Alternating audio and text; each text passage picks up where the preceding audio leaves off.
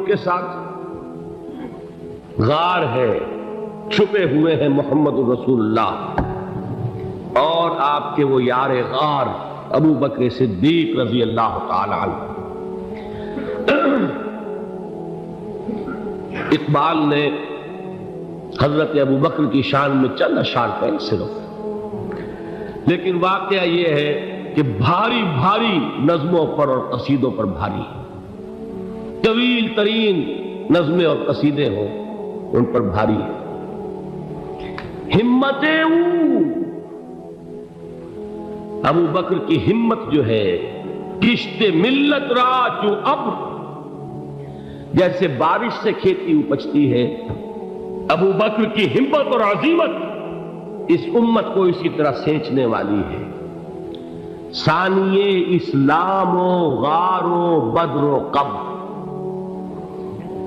وہ دوسرے تھے اسلام میں، دوسرے پہلے کون تھے؟ انا اول المومنین، حضور فرماتے سب سے پہلا ایمان لانے والا میں، دوسرے ابو بکر۔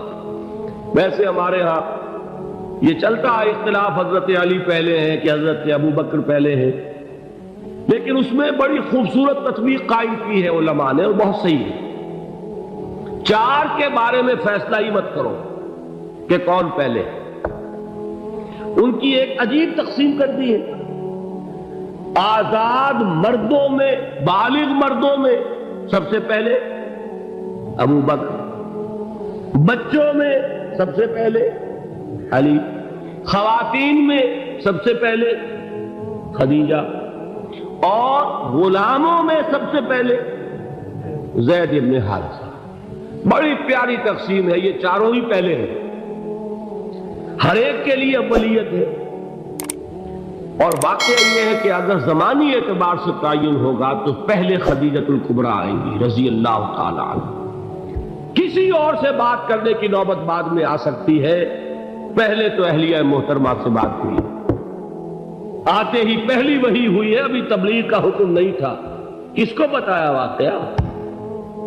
ابھی اپنی نبوت کی تبلیغ کا تو حکم ہی نہیں آیا، واقعہ کس کا ہے؟ وہ خدیجہ کا ہے۔ جب کہا ہے کہ خشیت علی نفسی، مجھے اپنی جان کا اندیشہ ہے، تو کیا جواب دیا خدیجہ نے رضی اللہ تعالی عنہا؟ وہ صدیقۃ الکبریٰ ہے۔ صدیقات جو ہے خواتین، ان میں چوٹی پر خدیجۃ الکبریٰ ہے رضی اللہ تعالی عنہ، اور صدیق جو مرد ہیں ان میں صدیق اکبر ہے ابو بکر صدیق رضی اللہ تعالی عنہ، لیکن صدیقات میں چوٹی پر۔ جب حضور نے فرمایا خشیت علی نفسی، کیا فرمایا، کیا عرض کیا، کیسے تسلی دی؟ نہیں نہیں، اللہ آپ کو ضائع نہیں کرے گا، آپ غریبوں کے ہمدرد ہیں، آپ مساکین کے تکالیف رفع کرنے والے ہیں، آپ بیواؤں کی سرپرستی کرتے ہیں، آپ مسافروں کی خدمت کرتے ہیں، اللہ آپ کو ضائع نہیں کرے گا۔ یہ یقین ہے اس خاتون کے اندر۔ خیر وہ ایک علیحدہ بات ہو جائے گی۔ میرے دل پر حضرت خدیجہ رضی اللہ تعالیٰ عنہ کی شخصیت کا بڑا گہرا نقش ہے، جو وہ کوئی اور ہی وقت اور موقع ہوا تو بیان ہوگا۔ بہرحال اقبال نے ایک مصرے میں جو چار اولیتیں جمع کر دی ہیں، ہمتیں کشت امت را چو ابر، ثانی اسلام و غار و بدر و قبر۔ اسلام میں حضور کے بعد پہلے کون؟ ابو بکر۔ غار میں حضور کے ساتھ کون؟ ابو بکر۔ بدر کی رات اللہ کا رسول سربسجود، وہ گھاس پھوس کی جو جھوپڑی بنائی گئی تھی، اور وہاں تلوار ننگی لے کر پہرا دینے والا کون؟ ابو بکر۔ اور اس حجرہ عائشہ میں محمد کے بعد سب سے پہلے دفن ہونے والا کون؟ ابو بکر رضی اللہ تعالی عنہ صلی اللہ علیہ وسلم۔ وہ جو معاملہ میں سنا رہا تھا غار ثور کا، حضرت ابو بکر بھی حضور کے خیال سے لرز گئے ہیں۔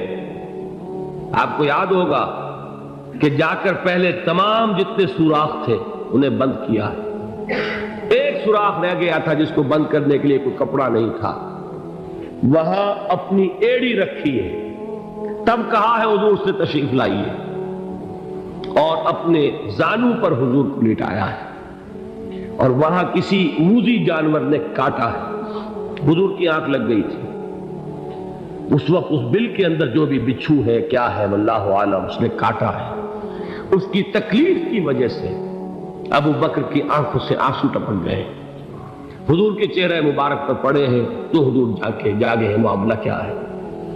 ایڑی نہیں ہٹائی وہاں سے، مبادا وہ جانور وہاں سے نکل کر محمد الرسول اللہ کو کوئی گزن پہنچا دے، ابو بکر کی ایڑی ہے، جس طرح چاہے کھا لے، ختم کر دے، جان نکل جائے تب کوئی آنچ آئے محمد پر تو آئے، لیکن جیتے جی نہیں۔ وہ ہے ابو بکر، حضور کے خیال سے اس وقت حضور نے پھر اپنا لعاب دہن لگایا ہے، اور اس سے پھر آپ کی تکلیف ختم ہوئی۔ جیسے خیبر میں حضرت علی کی آنکھ دکھ رہی تھی، اس کو جو شفا حاصل ہوئی ہے وہ بھی حضور کے لعاب دہن سے ہوئی۔ تو بہرحال اس وقت انہوں نے کہا ہے کہ اے نبی یا رسول اللہ، اگر اس وقت ان میں سے کسی نے غیر ارادی طور پر بھی اپنے قدموں کی طرف جھانک لیا تو پکڑے جائیں گے۔ کیا جواب تھا اللہ کے رسول کا؟ لا تحزن ان اللہ معنا، اللہ ہمارے ساتھ ہے، کیوں گھبراتے ہو ابو بکر؟ یہ ہے ایمان باللہ۔